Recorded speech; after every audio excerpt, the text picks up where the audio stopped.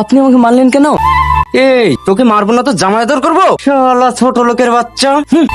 তোর সাহস দেখে আমি অবাক হয়ে যাচ্ছি। তুই আমার মেয়েকে প্রেমের ফাঁদে ফেলেছিস? আব্বু ওর কোনো দোষ নেই, ওকে ছেড়ে দাও। এই চুপ কর। যে ছেলের আমার বাড়ির চাকর হবার যোগ্যতা নাই তার সাথে তুই সম্পর্ক করছিস? ভালোবাসা কখনো ছোট লোক বড় লোক দেখে হয় না। হয় কারণ কি জানিস? এই দুনিয়া টাকার গোলাম, টাকা ছাড়া সব অচল।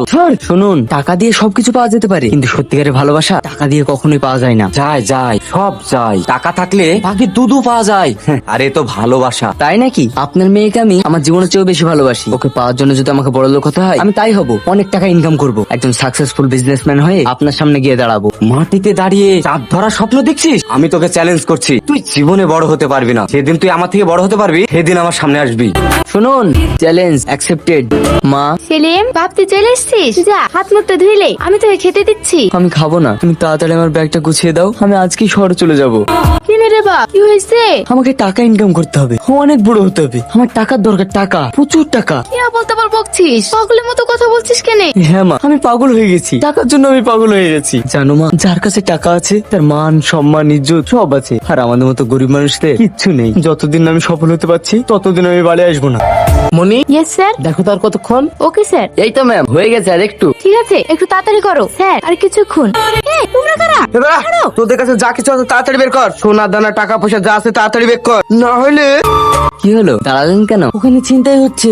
এ ভাই, ছেড়ে দাও ওনাকে। কে বে তুই? দেখো না, ওরা জোর করে আমার টাকা পয়সা ছিনিয়ে নিচ্ছে। এই, ওনাকে ছেড়ে দে, না হলে কিন্তু খুব খারাপ হয়ে যাবে। এ তো বেশি কথা বলে রে, এই মা লাগে।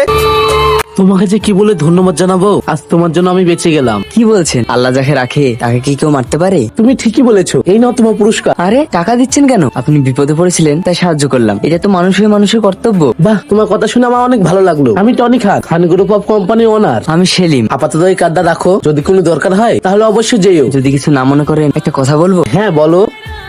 আপনার কোম্পানিতে আমাকে একটা কাজ দিলে আমি খুব উপকৃত হতাম। কোম্পানিতে চাকরি করতে গেলে তো পড়াশোনা জানতে হবে। হ্যাঁ স্যার, আমি এমএ পাস করেছি আর কম্পিউটারও জানি। আমি চাকরির জন্য গ্রাম থেকে শহরে এসেছি। আমার একটা চাকরির খুব প্রয়োজন। সামনের সোমবার আমার অফিসে চলে এসো, তোমাকে একটা কাজের ব্যবস্থা করে দেবো। স্যার, আসবো? হ্যাঁ এসো, বসো। খবর সব ভালো তো? হ্যাঁ ভালো। এই নিন স্যার।